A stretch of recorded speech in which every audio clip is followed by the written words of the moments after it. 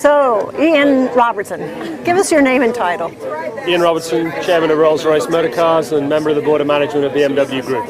But I've known you for a while now, Ian, and you've been in different parts of the BMW Group. Mm-hmm. Now you oversee all of BMW Group, which is Rolls-Royce, BMW, and MINI. Tell me a little bit of what's going on right now with the future of all of these companies. Well, all of the companies are going through a lot of transition, and about 60% of our model range will be replaced over the next 2 years.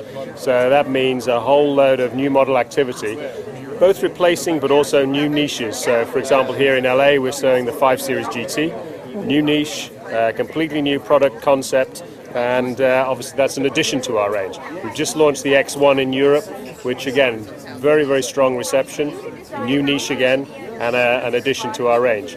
Equally, of course, the new 5 Series is coming, and that's, of course, replacing an existing model lineup. Very positive reception. The first photographs that we released last week, launches in the first half of next year. On the Mini side, we've got a 4-wheel drive, 4-meter and 4-door Mini coming, which will be in the latter part of next year. Very exciting. First time Mini's ever had that, and of course it will be the 4th member of the Mini family. And at LA tomorrow we'll show a Roadster and a Coupe concept as well, which are now being confirmed for production, so they will go into production in the next year or so. So equally another big growth in that particular product line. And Rolls-Royce, of course, we've got the Ghost, and I feel very, very passionate about this car. I was there at the conception, so to speak, so I'm really delighted to see this car finally come to market. I'm really passionate too, because I got to watch it being made, and it's people don't realize when you say handmade, it is handmade. Absolutely, yeah. Absolutely. It's a stunning car, and stunning to watch it be made. Yep. But what's interesting to me is you're bringing out a luxury car, $250,000.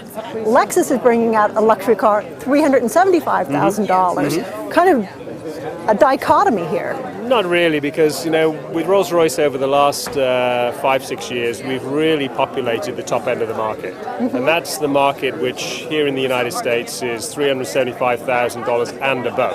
I mean, the majority of cars being sold here, if you include the drop heads and the coupes, are $450,000, $480,000. So there's no doubt Rolls-Royce has the highest proportion of the really top-end luxury market. So to bring a car which is in at $250,000, and by the way, that's less taxes, so when you put the taxes on, it does creep up a bit.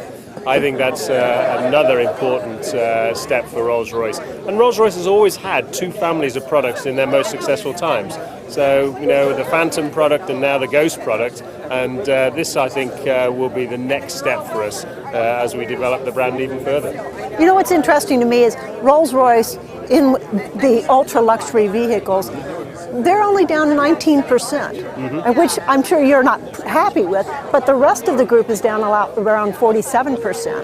Yeah, BMW started the year with all of the segments around 25% down. We're absolutely confident that we will end the year between 10 and 15% down. So, the markets have been improving steadily, basically since about April. It would equally be fair to say, though, that Rolls-Royce went in later. So 2008 was a record year. Sales were 20-odd% up on the previous year. But of course, the start of 2009 has been very difficult for the super luxury segment. So I think it went in later, and it'll come out a little bit later as well. But that's just, I think, one of those things with the type of product we're talking about. Ian, thank you very much. Pleasure.